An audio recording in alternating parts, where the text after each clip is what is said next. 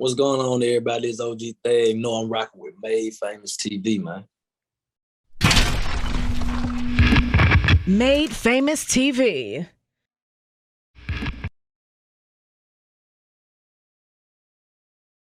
Yo, what's up? It's your girl Shamika. You're now tuned in to Made Famous TV, and right now I'm sitting down with Mr. OG Thad. What's good with you, man? Nothing much. What's going on, sis? Nothing much, man. We were talking a little bit before, then you were about to give me some jewels, and I was like, oh, wait a minute, we got to say that for the interview. So before we get into what you was about to, the information you was about to give me, I'm looking at you, man. I see you got the mouth full of golds right now. Where you from? Off of Mississippi. Mississippi. Okay. I heard in one of your records you were talking about Dallas. Do you live in Dallas or? Yeah, I live out here in the Fort Worth area.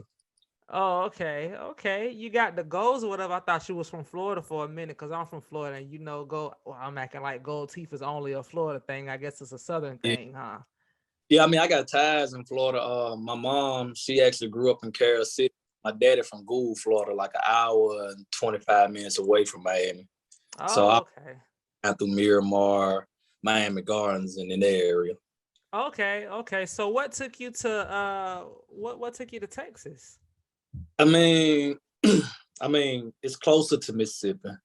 Okay. I mean, it's a metropolitan area. Texas got a real big scene right now, so I'm just trying something different. I didn't want to go to Atlanta. I mean, I visited there, didn't like it.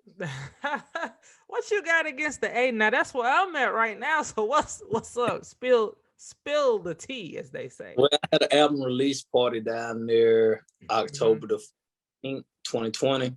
Last. And, everything was going good and everything like that. I set up a little places to perform and some showcases and stuff just to, network, get my name out there since I'm just being in the city. But I went to Compound and I paid valet for parking. They still parked me on the side of the street and my car still got broken into. Whoa. Yeah, and I mean, I still had my clothes and stuff still off in there. So I was hit for like brand new stuff I had just bought out of Lenox, like brand new Dolce & Gabbana sneakers, brand new pair of Alexander McQueen's, brand new pair of Christian Louboutins. Then my homie, he got hit for his pistol. I still had money in there because I don't really like to carry all that cash from going out into bars and stuff when I was drinking because, things could happen right there. So you never know what'll be going on. So I ain't gonna do that, but shit, I ain't gonna get my money took anyway. I should have spent it inside the compound. Yeah, I mean, you could have if you knew that was gonna happen. I'm sorry to hear that, man. That's unfortunate. Yeah, man, you got to be careful when you come to Atlanta, especially when like you in that downtown area. Yeah. Cause man, yeah, they be on the prowl, man. You must have had your stuff out. They must have seen what you had. Like I wasn't the only person got hit though. They hit the whole where we was parked there. They hit everybody's shit. So I wasn't the only one. Only good thing about it, they ain't break my window on my shit. So I can't be mad about that part because it was raining that night, raining the next day. The next day was a Sunday. Okay. So it probably been hard to try to get somebody to come out there and put a window in there. And so I'm glad I guess my buddy, he was drunk, at the time, left my back door unlocked. But everyone else, they windows were busted out. They ain't break my window out. So you said your window didn't get I guess that's the my buddy, I don't know if he had my door cracked or what, but break my window. So I guess they did me a solid on that one. They ain't break me. Oh man. Well, yeah. It might be something like that happened to you. It will leave a bad taste in your mouth. I don't care where you go. It got. I got hit for like $5,000 the next night at the strip club in my section.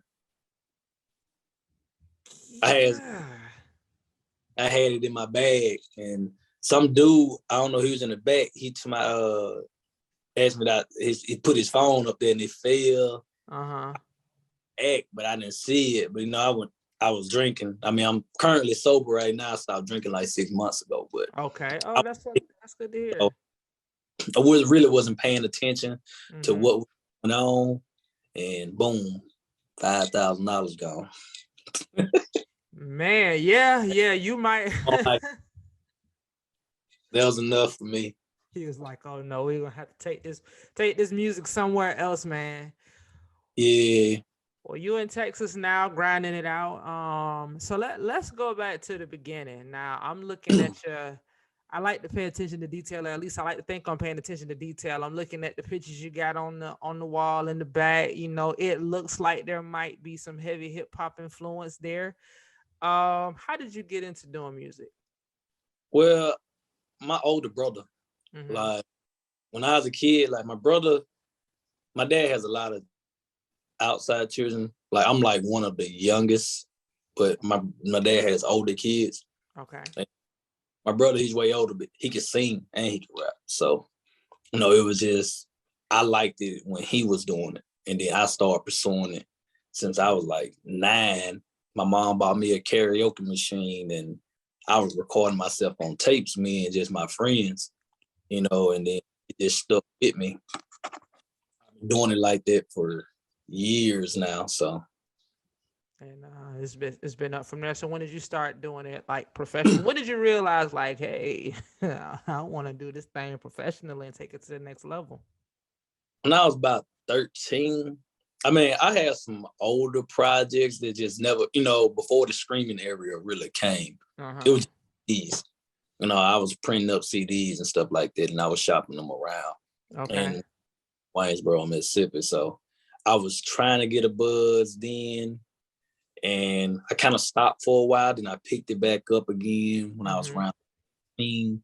I put out another tape, and I had a nice little single that was going around with a guy who had, a decent name where I'm from, and he was known for music. Me and him had a nice little single going.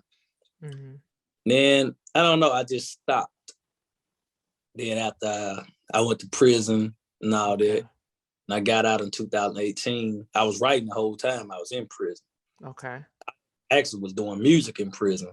I went to a federal facility up north, so we had a studio in ours. Okay. So I was doing music there, and I said, man, I'm gonna give this another try. When I got out, I just hit the ground running, dropping every chance I could get.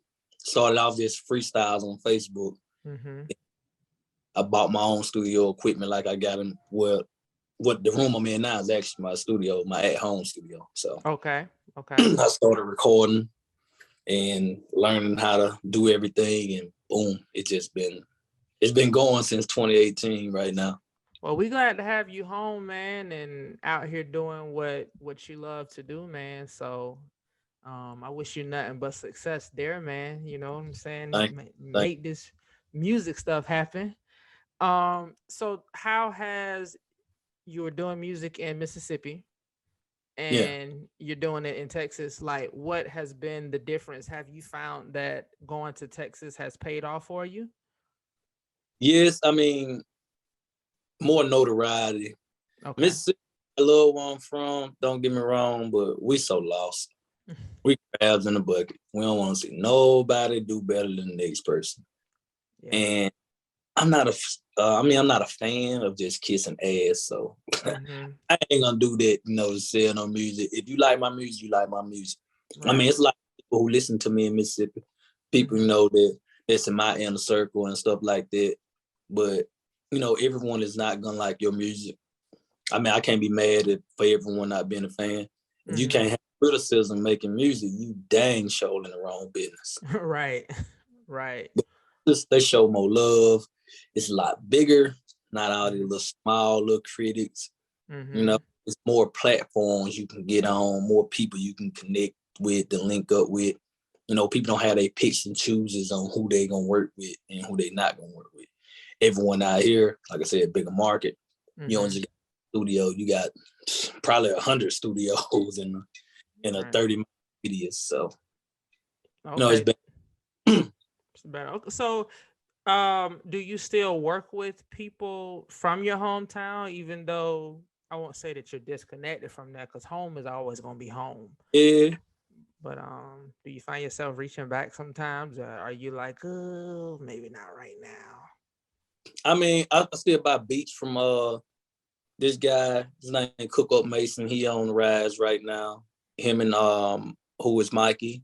Mm-hmm. They was Tha6 Sounds, and I still let a guy that go by the name of Big with South Mississippi Sounds. You know, they their own little collective. Okay. And you know, I buy beats and I go record over there from time to time. I do music with a couple artists back down through there. CDT Syndicate, Shadow Boy Zeke. Okay. Boss Man China. You know, I mean, I still connect with people and stuff like that. I don't hold no grudges, and then it just the Texas sounds a lot different. Yeah. Not like it's their recording techniques is way different. How they mix, how they master, how they work on your music and everything. You could tell when someone actually likes your music versus the person who just want to record you and get paid. Gotcha. So you found that the engineers they know how to cater to your sound. And I think I get where you're coming from, because some engineers feel like, okay, this is how you mix a track and we're going to go with it. But every artist's voice is not the same. So some artists, you want to make their voice sound bigger. Some of them, you want them to blend in with the music, and you find it in Texas. Am I getting it right? You know, shout out to the Eardrum Studio, Bud Beats, Keys, and Boot Me Up JT. Okay. Who I normally use. I don't use anybody else down here in Texas. Tried. I didn't like their style. I like the Eardrum Studio style. Gotcha. So I'm looking at your shirt. Like I said, I'm observant. So is that a Skyline Republic shirt? Oh yeah, it's Skyline. This is my series though. This is the OG Tha6 series. Okay. Because talk about that brand. I'm gonna let you go ahead and talk about it. Well, Skyline Republic, man, it's a great brand. You know, we got high quality material. Mm-hmm. You know, we use the best. We try to shop for like the latest trends and everything. And I got plenty of Skyline stuff. I got a whole little pack of it. I sell it and I wear it. I mean, I'm one of the owners of it. It's 3 of us. Oh. And True. So, you know, it's us. We pretty much make a lot of things happen for Skyline Republic and everything like that. Coming up with all the new latest ideas, pop-up shops, events, etc., whatever we can think of. I never knew that. And I know the brand, and I know Mike Caesar. Yeah. I know he promotes it heavy. He won that's kind of how I started back making music, when Mike got a feature. Really?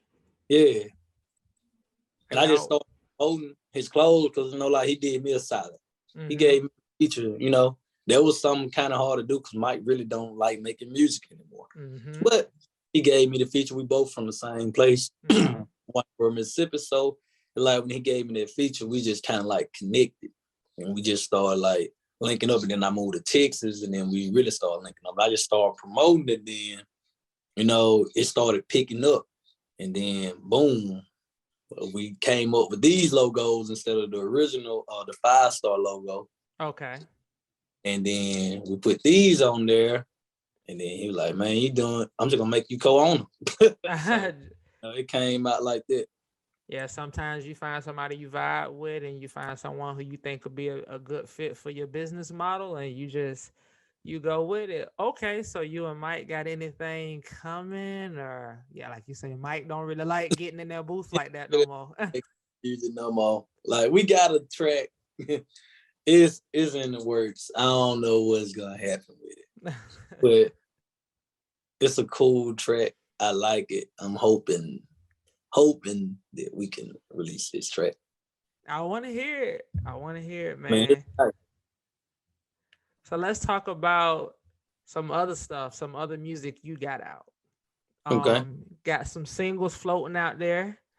Got a project on the way or out there. What you got going on? Well, I just dropped the project.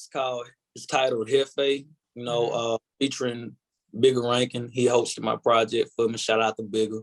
Mm-hmm. So we got that out there. It's doing pretty good right now. I want to see it do a whole lot better though, but you know, I'm gonna give it time. I ain't just I ain't rushing it. It don't matter who get there the fastest to me. It's about who can last. So I'm trying to last. It's coming on late. Didn't really get to do too much heavy promo like I wanted to. I did some, but I'm revamping, and we got that going out there. I got a lot of nice songs that was up on there that people are growing to love and listening to. They're tagging me in a lot of videos on Snap and stuff like that. Oh, how did you link up with Big? So I know I don't even know if he's still doing the RNR series, the real radio series. Look, I'm up here trying not to say it, but I know you're so you got one of those, or is this like your own title? Oh, this is my own title. He hosted it. I got 13 tracks on there. Okay. He on 8 of the tracks. So we hosted the whole thing on there. Another mentor of mine, King Dirt. He is sick, but he stay out there in Atlanta now. He was one of the first artists Trade the Truth out of Houston signed. So he a major player in the game, you know. A lot of know who Dirt is, and me and him linked up on the track, and then boom, connected me with Bigger, and it kind of went from there. Okay, so this is your first project that you got with Bigger. Yeah, this is my first project with Bigger. Okay. Like, and go ahead. Other projects, mixtapes, and all that. Okay. So, has he given you like any feedback on the project? I mean, I'm assuming he likes it for him to hop on it, because usually people don't attach their name to something they don't like. So, yeah, he told me he loved the project. It was a good, solid project. But like I said, we're going slow. I'm finna get ready to turn it up a little bit. Try to get some more marketing around to rebuild this project back up. I might even just probably do a deluxe to it to shine like the previous project. Okay, so it's a mixtape. Yeah, well, I wanted it to be an album, but I guess I could call it a mixtape. Okay, the reason I'm asking is because you know, mixtapes were like a hot thing, like maybe 10 years ago. Yeah, and then and everybody got into an album and then the EP wave. But I am starting to kind of see people, it seems like, get back on the mixtape wave a little bit, maybe not as heavy as it was before. But what made you go in that direction and say, hey, I want to add the extra spice on here, get a DJ on it? I wanted to try to go bigger. Okay. Like, I was tired of, just the simple way. I'm not a simple person. I'm very extra, so I'm extra. I'm just gonna go on and admit it. I ain't no reason to lie about it. I like being extra. I'm an extra person, so I want, but a lot of razzle dazzle on it. I haven't heard no one really had a bigger ranking hosted mixtape in a while. Last one I know, Lucci. So I said I'm gonna try it out, and see where we go from there. Okay. And you got some singles out there. I was listening to some of your records on YouTube, and it's funny you say Lucci, right? Because I mean, you have your own sound. I don't like to tell artists, well, you sound like this artist, because even when there are similarities in sounds, everybody has their own. There's going to be something distinctive about them. But your music does kind of put me in that mind frame when I listen to it. Do you get that a lot, or maybe not? Most people tell me I just sound country. Or I don't know, like I said, if you can't handle criticism, that's the wrong industry to be in. Like, I don't never try to go with the same sound. If it do sound like that, I promise it was not intended. I try to use different sounds. I don't just try to do a certain type of music. Like, I'll make, like love songs, pain songs, twerk songs, street songs, dance songs. Really, I just enjoy making the music. Like, I don't really look at this like as a job. It's more of a hobby to me, and more like a passion. I know a lot of people do it for a lot of different reasons, but to me, it's a stress reliever. If I'm having a bad day or something's troubling me, or, you know, a death in the family, whatever it may be, I can express myself through music. I go in here and I just get to writing it, and then, or find a beat, or hit one of my producers up, like, hey, send me something. This is what I need. Da, da, da.